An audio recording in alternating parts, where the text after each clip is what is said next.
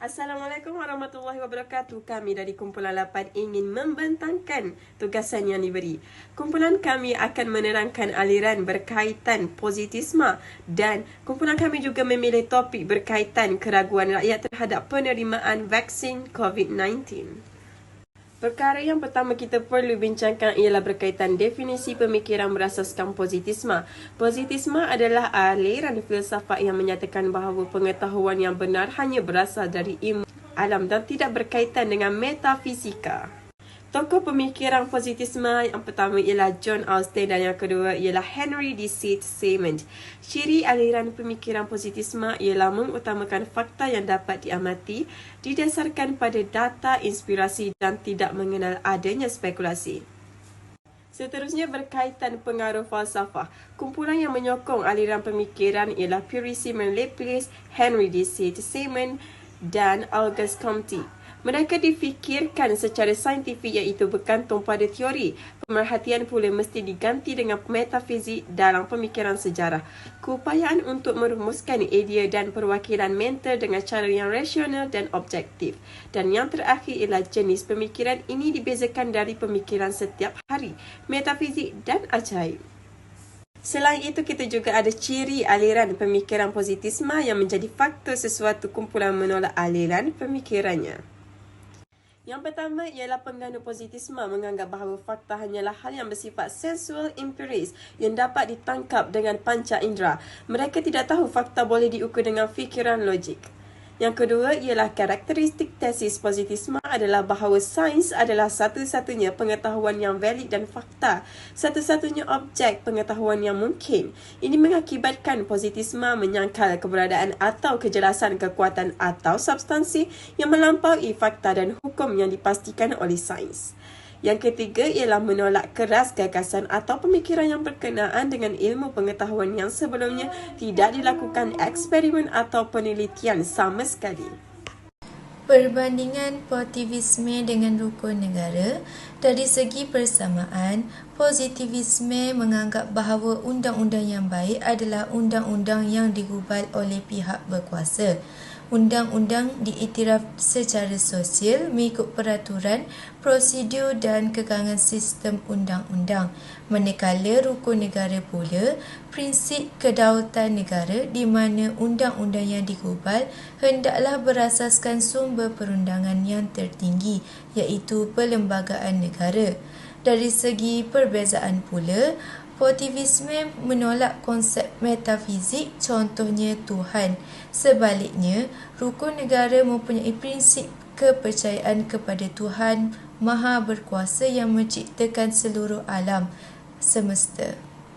Ciri aliran pemikiran yang mempengaruhi perkembangan dalam sistem ekonomi, politik dan sosial. Nombor 1, aliran fundamentalis ialah berpegang kepada ajaran Islam yang sebenar. Oleh sebab itu, perkembangan dapat berlaku kerana semua perkara akan dirujuk kepada ajaran Islam.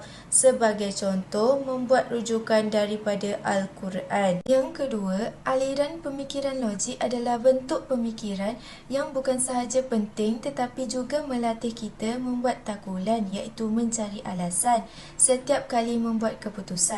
Sebagai contoh, pemikiran logik juga akan membuatkan satu kumpulan sosial itu dalam keadaan yang baik.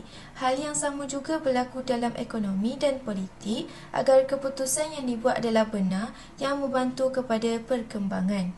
Yang ketiga pula, rasionalisme adalah suatu kaedah penyelidikan dan uji kaji yang menyatakan bahawa akal adalah sumber utama pengetahuan. Hal ini kerana dalam sistem ekonomi, politik dan sosial sangat banyak mementingkan akal fikiran untuk memajukan sistem-sistem ini. Isu semasa yang boleh dikaitkan dengan aliran pemikiran positivisme kami memilih iaitu keraguan masyarakat kita terhadap vaksin COVID-19. Mereka tertanya-tanya adakah vaksin ini berkesan dengan baik dan apakah kesan selepas mengambil suntikan vaksin ini. Seterusnya, sebab-sebab mengapakah masih ada yang ragu-ragu terhadap vaksin. Yang pertama, kerana tersebarnya berita palsu tentang keburukan vaksin. Yang kedua, takut akan kesan selepas vaksinasi. Dan yang terakhir, masyarakat tidak pasti sama ada vaksin adalah halal atau haram untuk orang Islam. Tindakan kumpulan berkaitan isu vaksin COVID-19. Masyarakat tidak meletakkan kepercayaan 100% terhadap kesan vaksin yang ditawarkan berdasarkan maklumat daripada kesan yang dialami oleh penerima suntikan vaksin yang terawal. Seterusnya, kebanyakan masyarakat bertindak untuk tidak mengambil suntikan vaksin kerana tidak tahu akan kepastian kesan sampingannya dan juga pengaruh daripada media sosial yang menyebarkan maklumat palsu dan negatif tentang keburukan vaksin COVID-19. Berikut merupakan cadangan penyelesaian isu. Yang pertama, penyampaian maklumat haruslah tepat dan betul berkenaan vaksin kepada masyarakat dengan cara bijaksana. Yang kedua, nasihat pengajaran yang baik bagi memberikan keyakinan kepada masyarakat berkenaan keberkesanan dan keselamatan vaksin.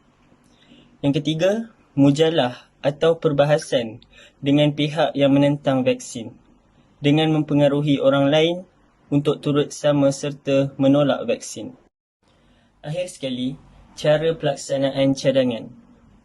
Yang pertama, penyampaian maklumat haruslah tepat melalui sesi penerangan kepada masyarakat menggunakan pelbagai saluran dan medium yang ada seperti media cetak, media elektronik dan media sosial secara kreatif.